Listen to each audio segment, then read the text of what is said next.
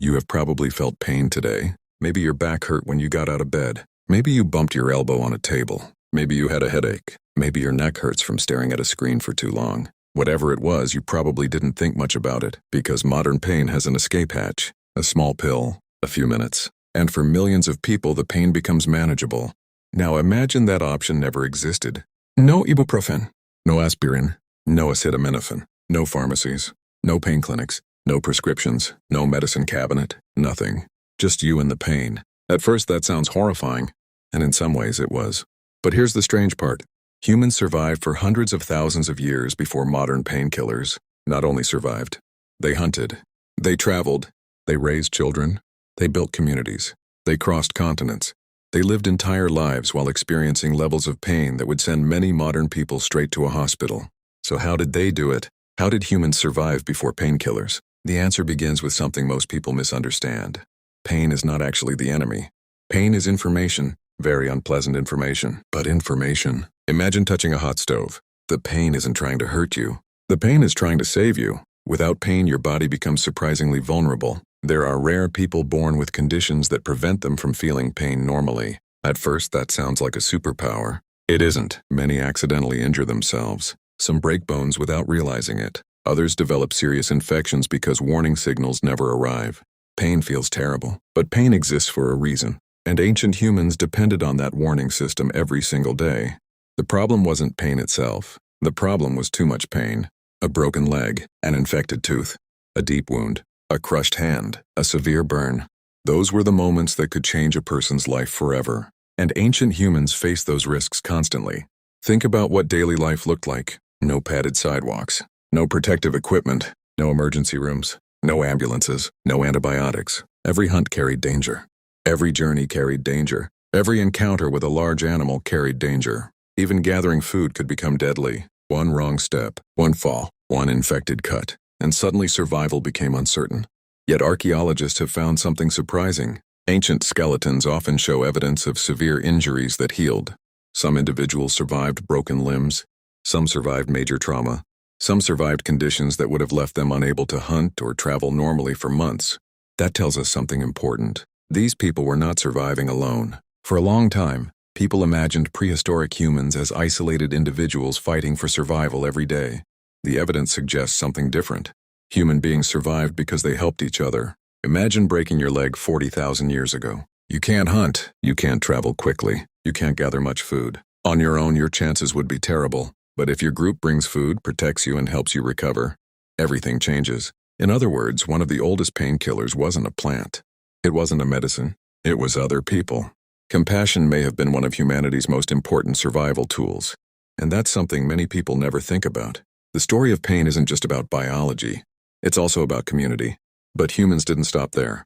Long before pharmacies existed, people began experimenting with nature. Because pain creates a powerful motivation. If something reduces suffering, people notice. If a plant makes pain easier to tolerate, people remember. If a root helps someone sleep after an injury, word spreads. And over thousands of years, humans became surprisingly skilled observers. Consider something simple. Imagine a member of a group eats a certain plant and appears calmer afterward. Maybe they rest better. Maybe they complain less. Maybe they recover more comfortably. People notice patterns.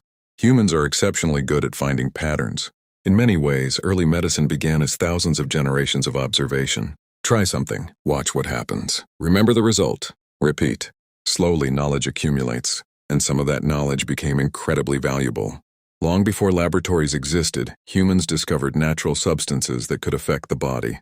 Some reduced discomfort, some caused sleepiness, some reduced inflammation. Others did absolutely nothing, and a few were dangerous. Learning the difference took time, a lot of time. Sometimes entire generations. But eventually certain remedies survived because they worked often enough to be remembered. One of the most famous examples comes much later in history, the bark of willow trees. For centuries, various cultures used willow bark for pain and fever. Scientists eventually discovered that compounds inside willow bark are related to the development of aspirin. Modern medicine refined the process. But the observation came first. Human curiosity came first. Someone noticed a pattern. And that pattern survived long enough to reach the modern world. But here's where things become even more interesting. Ancient humans weren't just changing pain. They were changing how they experienced pain, because pain doesn't exist only in the body. It also exists in the brain. Think about this. The same injury can feel different depending on the situation. A professional athlete may continue playing despite an injury. A soldier may keep moving despite severe wounds. Someone in an emergency may not even notice pain until later. The injury is real. The damage is real. But the experience changes. Why? Because the brain constantly interprets pain. It evaluates danger. It evaluates urgency. It decides how much attention should be directed toward a particular signal. And ancient humans lived in environments that demanded extraordinary mental resilience. Pain wasn't unusual. Pain was expected. Cuts happened. Bruises happened. Sprains happened. Muscle soreness happened. Life was physically demanding. That doesn't mean ancient humans were immune to suffering. Far from it. Pain hurt then just as much as it hurts now, but their relationship with pain may have been very different from ours. Today, pain often feels abnormal, something to eliminate immediately. For much of human history, pain was often considered part of life itself, a problem to manage rather than completely erase. And that difference in mindset may have helped people endure experiences that seem unimaginable today. Because when pain becomes unavoidable, humans adapt. Not perfectly, not easily, but remarkably. And some of the most surprising examples of that adaptation are far stranger than any medicine. In fact, one ancient method for dealing with pain involved something modern people still use every day without realizing it. And it begins with one of the most powerful drugs ever discovered by humans: the human brain itself. But that still doesn't answer the real question. If ancient humans had no painkillers, how did they actually survive the worst pain imaginable? Broken bones, infected teeth, childbirth without medical support, deep wounds with no antibiotics. How do you survive that kind of life? The answer begins inside the human body itself, because long before pharmacies existed, the human brain already had its own painkiller system, and it is still inside you right now. It is called endorphins. When the body is under stress, danger, or extreme physical effort, the brain releases chemicals that reduce pain perception, not by removing damage, but by changing how strongly you feel it. This is why a person can sometimes run on a broken leg in an emergency, or why soldiers in battle report not feeling pain until later, or why someone in survival situations can keep going far beyond their normal limits. Ancient humans lived in conditions that triggered this system often: hunting dangerous animals, carrying heavy loads, walking long distances, giving birth without medical assistance, facing cold, hunger, and injury. Their survival depended on pushing through pain, not avoiding it. But the brain was not the only tool, because humans also learned something powerful over time. Pain can be shared, and when pain is shared, it becomes more bearable. Think about a group of humans thousands of years ago. Someone gets injured. They don't leave that person behind. They stay. They bring food. They protect them. They sit with them through recovery, not because they had hospitals, but because survival depended on the group staying intact. And in that environment, emotional support was not optional. It was survival strategy. Even today, studies show something simple but powerful. People in supportive environments report lower perceived pain. The injury does not change, but the experience of pain changes dramatically. Ancient humans may have understood this without ever studying it. They didn't need neuroscience. They needed survival. But pain was not only physical. Some of the worst pain in human history came from something very small: teeth. Before modern dentistry, a tooth infection could spread slowly and painfully. No root canal, no antibiotics, no extraction tools like today's clinics. Just worsening pain over time. And yet, archaeological evidence shows something fascinating. Some ancient humans had teeth that were deliberately removed or treated using early tools. Not perfectly, not safely by modern standards, but intentionally. That means people were actively trying to solve dental pain even in prehistoric times.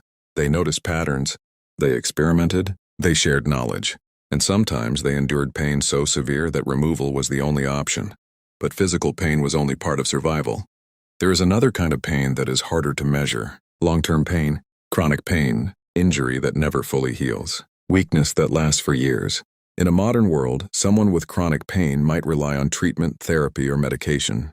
But ancient humans had a different solution: adaptation. If someone could no longer hunt, they might take on different roles. If someone couldn't travel fast, they might stay near camp. If someone couldn't fight, they might care for children or prepare food. In other words, survival was flexible. Not everyone had to do everything. And that flexibility may have been one of the biggest reasons humans survived at all. Because survival was not about strength alone. It was about cooperation. But there is something even more surprising. Ancient humans may not have experienced pain the way we assume. Not because their bodies were different, but because their attention was different. Modern life is full of distractions, notifications, screens, noise, constant mental load. Pain competes with many signals in the brain, but in ancient environments, attention was sharper. When something hurt, it mattered immediately. When it didn't, it was ignored. This created a very different relationship with discomfort. Pain was not something to obsess over. It was something to respond to, then move on. That difference in attention may sound small, but it changes everything. Because today many people experience pain in a cycle.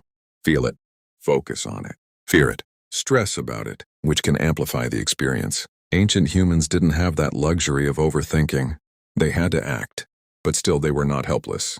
They also used natural methods that interacted with the body in subtle ways. Heat, cold, pressure, movement, rest, certain plants, smoke in some environments, even ritual and rhythm. Some of these may not sound like medicine in the modern sense, but they change perception, and perception is part of pain. Even childbirth, one of the most intense forms of pain in human life, was not experienced in isolation.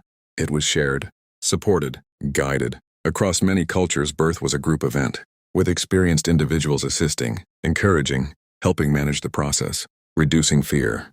Because fear increases pain, calm reduces it, and in that sense, ancient humans were not powerless at all. They had something modern medicine still relies on today: environment, support, attention, meaning. Even without pills, humans found ways to survive pain that should have been overwhelming. But there is a final truth that ties everything together. Ancient humans did not survive because they avoided pain. They survived because they accepted it as part of life, not in a romantic way, not because it was easy, but because it was unavoidable. And over time, humans learned something remarkable. Pain does not define survival. Response does. Some people adapted.